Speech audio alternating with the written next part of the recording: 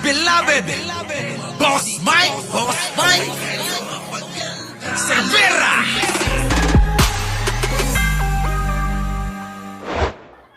Tingnan naman natin kung ano yung mga klaseng taga-suporta anino ng kabila. Eto sila mga kababayan ko. Yan. ICC Detention Center dito sa Hague, Netherlands, kung saan Eto na. Mga taga-suporta naman ng mga Duterte. Oo, ilan? nakadetain si former President Rodrigo Roa Duterte. Aha. Andito rin ngayon ang ating iba mga kababayan. Nagtipon-tipon dito ngayon to show their Ilan sila? Pakibilang kung ilan. Ilan pa ba yung nagtitipon diyan? support. Pupustahin natin sila. Bilangin natin. 1, 2, 3, 4, 5, 6. 6 sila mga kababayan ko ha. O 6 yung nandoon daw sa dahig na nagtitipon-tipon. Tignan nyo. Tignan nyo rin kung may bagong muka ha. Ayan si Digong. Ayan, ginagahasa nila si Digong. Putik na yan, si Digong, karton. Eto na.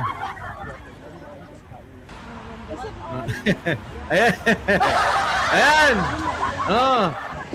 Ayan, si Digong, karton.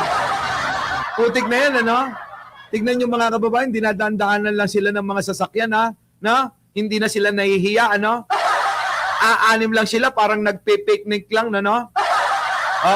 tuloy. Kita nyo? Parang nagpe-picnic lang talaga mga kababayan,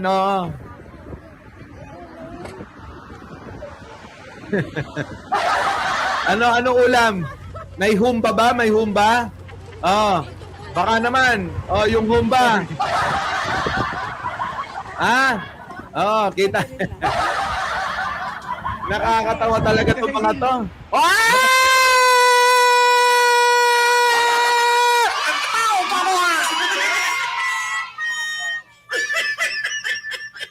Putik na yan! Ito na yung nakita ko noon na nag-aaway ang Harry Roque at saka isang vlogger na bakla rin Wala bang bagong buka? Walang bagong mukha mga kababayan? Ito yun! Ito yung mukha na yun. Yung pong habang nag-aagawan o nag-aaway, itong si Harry Roque at saka yung isang baklang vlogger dyan, at panay ang subo niyan. Ito po yun. Ito po, mga kababayan. Ito po. Yan pala yun. Walang bago. Silat sila pa rin mga kababayan ko. Ate, sorry. Anong ginamit mo pang kulot? Mukhang nagpa-perm pa si ate talaga. Kulot-kulutan mga kababayan ko. Ito na. Kailan kayo pabalik-balik dito, di ba? Yes, tama po. From the beginning. Yes, tama po. Ba't ngayon, andito pa rin kayo ngayon? Bakit daw nandyan pa rin kayo ngayon? Tagal-tagal nyo na dyan. So, support sa kagtatay na... Support kagtatay ba? Ay, tinuod ba? Walang kasalanan ng Tatay Digong ba? Tuloy. Nasa loob siya. Nasa loob siya, nasa labas kayo. Hindi siya nag-iisa. Anong hindi na siya nag-iisa? Nag-iisa siya doon. Pahuli mo nyo na si Bato para may kasama doon. Ano ba yan? Oo, nag-iisa lang doon sa kulungan yon. Tao sa labas na mga Kita mo kayo nasa labas. Nag-iisa sa doon sa loob. supporters na naghihintay din sa kanya kung kailan siya makalabas. Hanggang mamatay kayo dyan, hindi na makakalabas yun.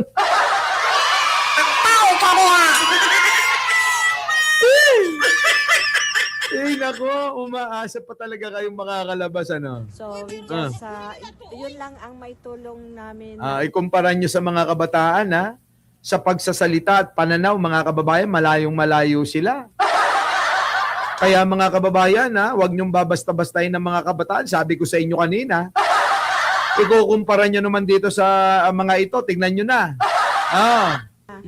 Moral support at saka yung show namin yung love at saka yung care. May share daw yung love at saka yung care. Ganyan yung pamamaraan nila. Edi, sige, ganyan pala eh. Ay!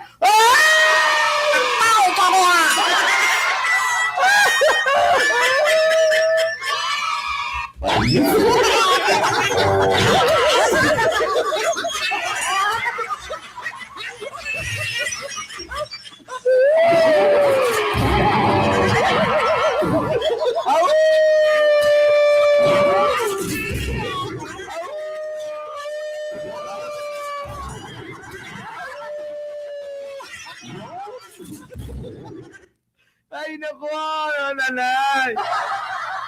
Aba yan. Diyos ko talaga naman, bakit kasi? Sige, pagbigyan natin.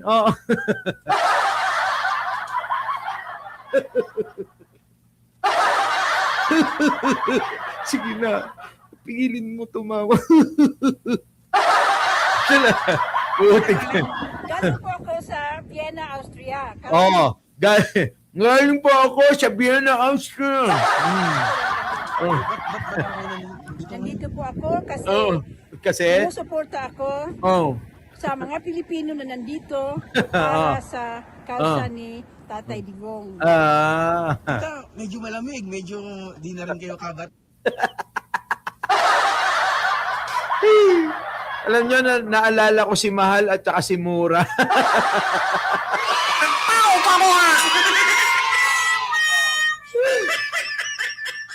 Kaya pala hindi na natin makita si Mura, nasa dahig na.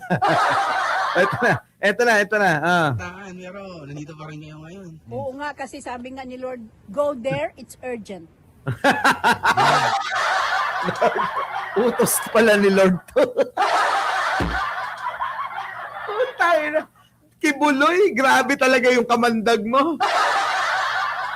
Sabi daw ni Lord, urgent daw yung pagpunta niya doon. Ay, nako, ewan ko ba. Urgent daw mga kababayan ko At saka nakikita ko yung pag-host ng mga tao dito, ang lamig-lamig. Tapos yung nafe-feel ko yung burden ng Panginoon para sa... Grabe talaga. Puti. Bago na ba ngayon si Alvin Aragon na ba? Uy, baka magalit si Sangkay. Pinagtatanggol ni Sangkay yun. Ito na. nangyayari sa ating bansang Pilipinas, Duterte, yung lawlessness. Papakyut pa si ate. Ewan ko sa inyo. Ate, sorry. Righteousness ay kailangan ng prayer. Prayer. Bakit? Hindi nyo ba pwedeng gawin yan na nasa bahay kayo? Pwede nyo naman kasing gawin na ipagdasal nyo si Duterte. Ayoko pagtawanan mga kababayan ko. Basta bahala na kayo. Pero mga kababayan, yung katwiran, utos daw ni Lord, kaya sila nandoon. Paano mangyayari yon? Kung yung kanilang pinagtatanggol at sinusuportahan, hindi naniniwala kay Lord. Walang Diyos, minumura nga nun. Paano iuutos sa inyo ng Panginoon ang pagpunta dyan kung si Digong hindi nga naniniwala sa Diyos yun?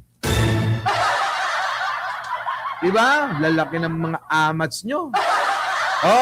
Eto na mga kababayan ko. Siyempre mga kababayan ko, eto na. Sara Duterte. Meron na hong running mate. Pero bago natin puntahan yun mga kababayan ko, yung mga kakampik nagsasaya na. Balita ngayon mga kababayan, nauna na ho mga kakamping. Pasok! Yun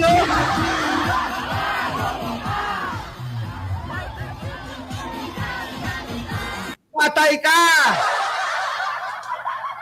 Yung kanta ni Andrew mga kababayan, kinakanta na ng mga kakamping!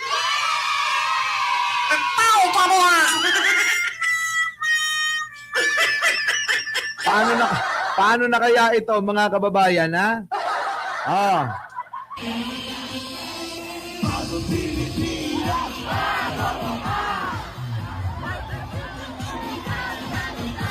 Patay! Sigurado na mga kababayan si Sara, matatalo na. Ang mga kabataan nag-umpisa nang magtipon-tipon sila. Yari ka na, Sara, bahala ka sa buhay mo. Meron pang panahon para magbago. Oh, eto na ho. Sara Duterte, oo, pasok! Sabihin ko, Oh, hindi pwede na walang managot. oh, Yung nire-recruit ko na Vice President, ayan na. siya ang magpapanagot Oh, sa mga gumawa ng mali sa bayan. Ah. Para ako, nakatutok ako sa trabaho ng Presidente. Ano ba trabaho ng presidente? Vice President ka nga eh. Wala ka namang ginawa. Biruin nyo mga kababayan ko. Oh, meron na daw siya na ulitin natin. Oh, ulitin natin ha. Bigyan na natin ng reaction to. Pero ito lang ang sasabihin ko. Pero eto lang ang sasabihin ko. Hindi pwede na walang managot. Hindi daw pwedeng walang managot. Panagutin mo muna yung sarili mo. Bago kami maniwala sa'yo, panagutin mo yung sarili mo.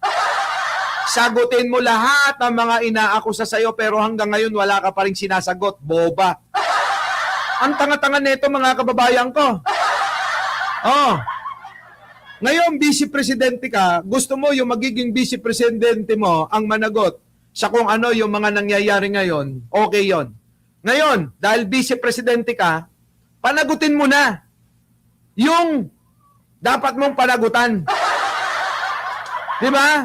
Vice-presidente ka eh. Gusto mo maging ang magpanagot yung vice-presidente mo. Ngayon vice-presidente ka, di panagutin mo na yung sarili mo. Alam nyo mga kababayan, yung mga iniisip ni Sara, sa totoo lang, wala talaga. Retoke na ilong mo, Sara. Sabi ni Alicia Duran, totoo naman eh. Galing sa pera ng bayan. Kita nyo mga kababayan? Tama? Ulit. Pero ito lang ang sasabihin ko. Hindi pwede na walang managot. Yung nire-recruit ko na Vice President, siya ang magpapanagot. Yun. Meron na siyang Vice President. Yung nire-recruit daw niya na Vice President, yun daw ang magpapanagot. Tapos siya daw, mga kababayan, tututok daw siya sa pagiging President. Bakit? Hindi ba trabaho ng President yung magpanagot ng mga may kasalanan? Ibig sabihin, mga kababayan, lahat ng trabaho niya, ipapasa niya sa Vice President. At dahil President na daw siya, mga kababayan, ang gagawin niya, gala-gala na lang. Kita nyo mga kababayan kung gaano kahina ulo.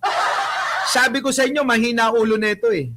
Sa mga gumawa ng mali sa bayan. Para ako, nakatutok ako sa trabaho ng Presidente. Bakit? Hindi ba trabaho ng Presidente yon?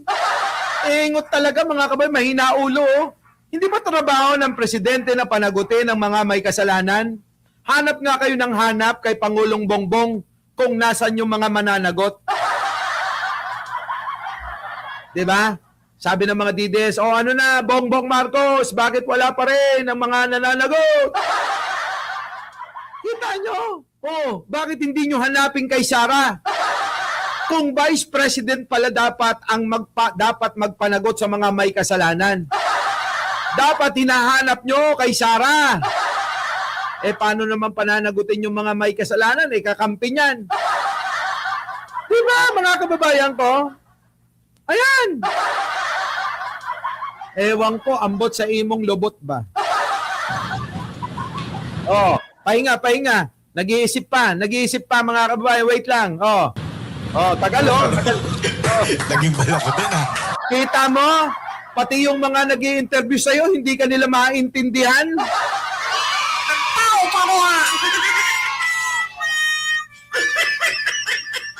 Sa totoo lang pati yung mga nag-i-interview sa kanya, hindi siya maintindihan. Dito nga ho eh. May caption dito. Ayan. Ang solusyon ninyo kung sakaling kayo Sabi rito mga kababayan, kamay na bakal dapat gamitin sa'yo eh. Dami mo usap at pagtatago. Presidente nyo, didilis. Ang bagal mo sumagot eh. Umaalon. 2 years pa, unahin natin yung korupsyon mo. Sabi sa caption, talagang binabati ko ngayon yan. Si Sara. ano ang magiging solusyon ninyo kung sakaling kayo maging pangulo sa issue ng korupsyon? Ayan. Unang-una, Ah. ano talaga yan eh, yung Ah. kamay Yung- na bakal. Kamay na bakal. Kamay na bakal. Sa mga nasa Ano? ilalim. Kamay na bakal sa mga nasa ilalim doon. Mga kababayan, alam nyo, sa totoo lang, totoo si Anino, walang kalatoy-latoy si Sara Duterte sa pagbibigay ng mensahe. Alam nyo, yung kaniyang mga sinasabi, siya lang nakakaintindi. Kahit nga yung dalawang tokmol, yung mukhang gorilla at saka mukhang syokoy, hindi siya nauunawaan eh. Ito na nga ba sinasabi ko eh. Si Sara magpapa-interview lang sa alam niyang mas matalino sa kanya, mas matalino siya sa kanila. Ulitin mo, Boss Mike, ulitin mo. Medyo malabo. Si Sara magpapa-interview lang sa alam niya na mas matalino siya sa kanila. Kaya napili niya yung dalawang bobo. 'Di ba? Si Banat Bay at saka isang mukhang syokoy. Ayan. Kita nyo, mga kababayan ko. 'di ba? Hindi nila naiintindihan yung ibig sabihin ni Sara. Kasi kahit tayo, mga kababayan, naiintindihan natin itong sinasabi niya na wala ring silbit, walang kwenta. Isipin nyo maigi, kamay na bagal sa ilalim. Ano ang magiging solusyon ninyo kung sakaling kayo maging pangulo sa issue Yan. ng korupsyon? Ano ang magiging solusyon nyo kung sakali na maging presidente kayo sa korupsyon? Sagot. Huminga. Ano nga ba? Unang-una, Unang-una, tagal eh. ano talaga yan eh, yung Anong talaga yan? Mga kababayan, yung pagsasalita ni Sara, malabo. Unang-una, ano talaga yan eh? Alam niyo yun? Parang nakikipagkwentuhan lang nakainuman. kamay na bakal Kamay na bakal sa mga sa mga nasa ilalim. nasa ilalim. Nasa ilalim. Hindi mo palalampasin. Alin? Kumbaga, Ano? pag merong ginawa, alis ka agad, palitan ka agad. Ano yan?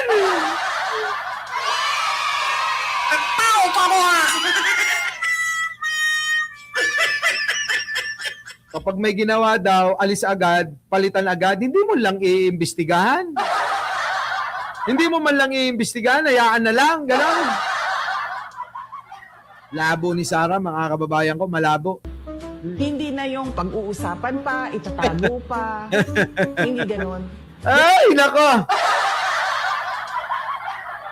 Wala na daw usap-usap, kita nyo, walang due process. Pero kay Sara meron na. Nakuha nyo mga kababayan ko, pag sa kanya, walang due process kapag ka daw may mga ganong nabalitaan siya. Pero kapag ka kay Sara, ang dami ng balita, ang dami ng lumutang, putik na yan, hindi ka pa nagre-resign, hayop ka.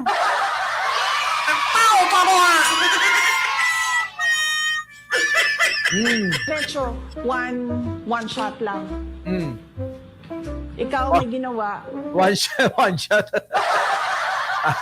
Ayop na plataforma to, mga kababayan. Sa totoo lang, daig pa niya si Magtira. Buti pa si Magtira kapag nagsalita, tuloy-tuloy siya. Pero eto, mga kababayan, ang hirap-hirap niyang mahirap na magsalita, mahirap pang unawain yung sinasabi niya. Basa. pangungurakot, alis ka na dyan. Ganun. Parang ganito magsalita si Sara eh. Unang-una na pangungurakot. Ang dapat alis ka dyan. Hindi dapat magtatagal kapag nabalitaan ko na nagnakaw.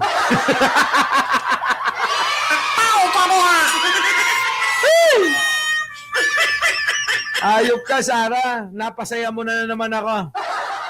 At sana'y napasaya rin kayo.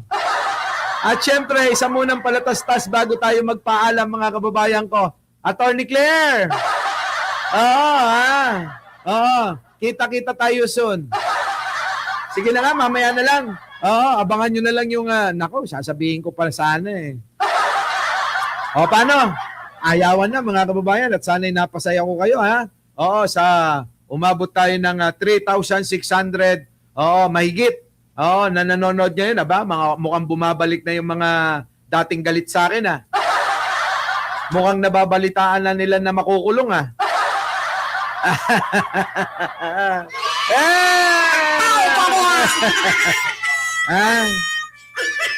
Nababalitaan nyo na ba na makukulong na? Anyways, muli, ako po ang inyong lingkod, Mike Cerbero po, laging nagsasabing, mahalin natin ang ating kapwa, ipagdasal po natin lagi ang ating bansa. Maraming salamat po. Syukran. Our beloved Boss Mike Cervera.